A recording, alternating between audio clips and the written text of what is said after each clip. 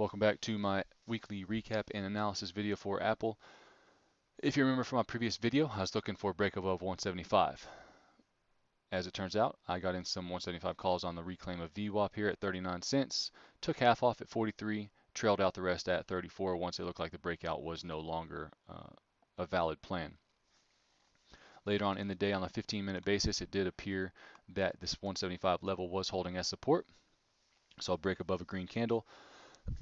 Excuse me. I got in some 175 calls for next week at 147, trailed me out at 134. Overall, 2 losses there. First losing day in a long time, but it's okay. It's bound to happen.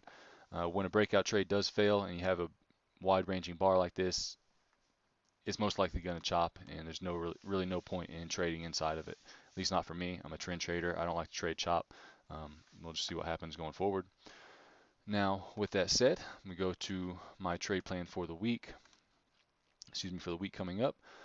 Little intermediate trend right here. May take a trade above here. It's not going to be a priority trade.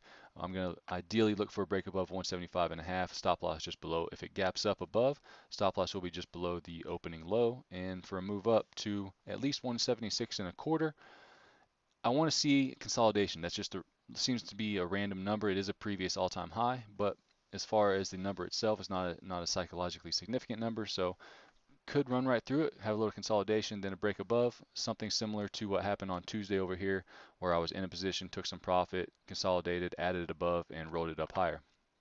Price action is moving in my favor. I'm going to go ahead and attack it. I'm not just going to sit back and wait. Now, with that in mind, going forward, I'm also going to be looking for pullbacks, not necessarily to this 174.5 level, because if it does come back down here and test it, it'll probably dip below it and maybe even come back down to this 8 EMA, which I'm going to look at. 8 and 21 EMAs are my 2 favorite levels to play against. On Monday, the 8 EMA will likely be around 173.5. I'll be looking for support entry there. Also 170.5, which is way down here. It's not very likely to come down there that fast, but if it does, I'll be sitting there waiting. This big green area is a support zone. I've drawn these on the chart in the past. Whenever it's noticeable that there should be a lot of participants waiting as far as support buyers, it should hold a lot of buyers, a lot of bulls. If it gaps down below it and pushes through, price action will turn bearish, and for the following days, I'll probably turn to looking at some puts, some bearish entries on Apple, just to capture some gains. This will be my trade plan for the week coming up. If you want to chat with me in live, real time, see why I'm looking at what I'm looking at, feel free to join us at tradecrew.com. It is free. Have a good weekend, and good luck.